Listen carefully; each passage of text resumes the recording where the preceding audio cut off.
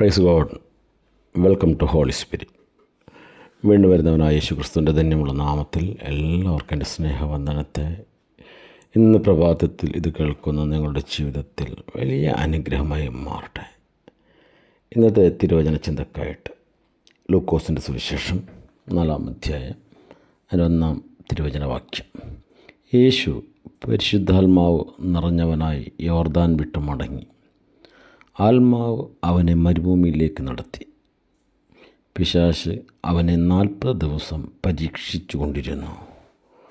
വളരെ അനുഗ്രഹിക്കപ്പെട്ട, നമ്മളൊത്തിരി വായിക്കുകയും കേട്ടുകൊണ്ടിരിക്കുകയും ചെയ്യുന്ന അനുഗ്രഹിക്കപ്പെട്ടൊരു വചനവാക്യമാണ്.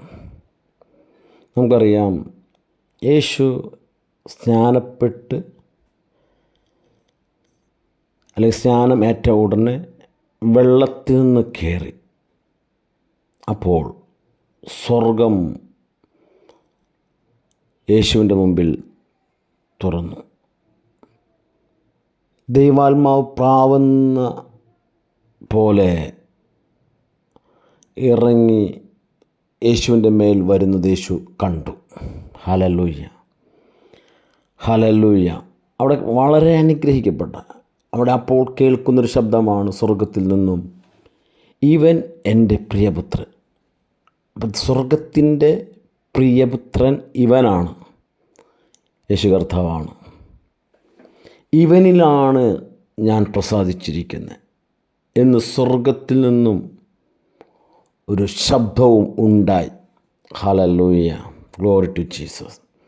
അപ്പോൾ നമുക്കറിയാം, നമ്മളിവിടെ മനസ്സിലാക്കുമ്പോൾ അല്ലെങ്കിൽ നമ്മൾ ഈ തിരുവചനം വായിക്കുമ്പോൾ വളരെ വ്യക്തമായി ക്രിസ്തീയ ജീവിതം എന്താണ് എന്നുള്ളത്, അല്ലെങ്കിൽ ക്രിസ്തുവുമായിട്ടുള്ള ബന്ധം, അല്ലെങ്കിൽ ക്രിസ്തുവിൽ വീണ്ടും ജനിക്കുക, ക്രിസ്തുവിനെ ധരിക്കുക, അങ്ങനെ ചെയ്യുന്നവരുടെ ജീവിതത്തിൽ നമ്മൾ അനേക ടെസ്റ്റിലൂടെ കടന്നു പോകേണ്ടതായി വരും. ആമേൻ.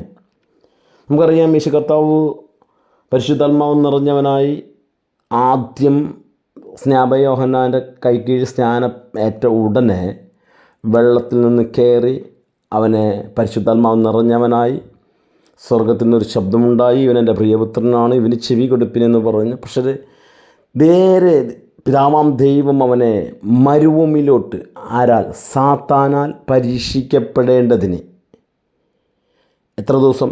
40 ദിവസം രാവും പകലും ഒരു നിർജ്ജനമായ, ഒറ്റപ്പെട്ട് ഘോരമൃഗങ്ങളും ഉള്ള ഒരു സ്ഥലത്തോട്ട് ദൈവം തൻ്റെ മകനെ അങ്ങനത്തെ ഒരു പരീക്ഷണത്തിലോട്ട് കിടത്തിക്കൊണ്ടു പോകുന്നതായിട്ട് നമുക്കത് വായിക്കുമ്പോൾ നമുക്കവിടെ കാണുവാനായിട്ട് കഴിയും. പ്രിയ ദൈവപൈതലേ, നാം വളരെ ചിന്തിക്കേണ്ട, അവരനുഗ്രഹിക്കപ്പെട്ട, അല്ലെങ്കിൽ മനസ്സിലാക്കി അതിൻ്റെ റേമ വെളിപ്പെട്ടുകൊണ്ട് തന്നെ നമ്മൾ ഈ വചനത്തെ വായിക്കണം. കാരണം നമ്മൾ ശത്രുവിനെ ആണ് ദൈവം നമുക്ക് മുമ്പേ ആദ്യം വരുത്തിയത്. നമ്മൾ നേരിടാൻ പോകുന്ന ഈ ആത്മീയ യുദ്ധത്തിനെതിരെ നിൽക്കുന്ന ശത്രുവിൻ്റെ മുമ്പിലോട്ടാണ് പിതാവാം ദൈവം തൻ്റെ മകനെ അയച്ചത്. കാരണം ഈ ഭൂമിയിൽ ശത്രുവിനെ ജയിക്കുക എന്നതുള്ളതാണ് ദൈവം നമ്മളെക്കുറിച്ച്, ഇന്ന് ക്രിസ്തുവിലായിരിക്കുന്ന എന്നെയും നിങ്ങളെക്കുറിച്ച് ദൈവം ആഗ്രഹിക്കുന്നത്. അതുകൊണ്ട് നിങ്ങൾ കർത്താവിൽ ധൈര്യപ്പെടുവിൻ, ഉറച്ചു നിന്ന് അവൻ്റെ മഹത്വത്തെ കണ്ടുകൊള്ളുക. പിതാവാം ദൈവം തന്നെ നമ്മളെ ഓരോ ടെസ്റ്റിലൂടെ കടന്നു പോകുന്നുണ്ടെങ്കിൽ അതിൻ്റെ അർത്ഥം അതിനെ ജയിക്കുവാൻ നമ്മൾ കൊണ്ട് കഴിയും എന്നൊരു ഉറപ്പ് ദൈവത്തിനുള്ളത് കൊണ്ടാണ്. അതുകൊണ്ട് ക്രിസ്തീയ ജീവിതം വളരെ അനുഗ്രഹിക്കപ്പെട്ട ഒരു ജീവിതമാണ്. അത് ആനന്ദത്തോടെ ജീവിക്കേണ്ട ഒരു ജീവിതമാണ്.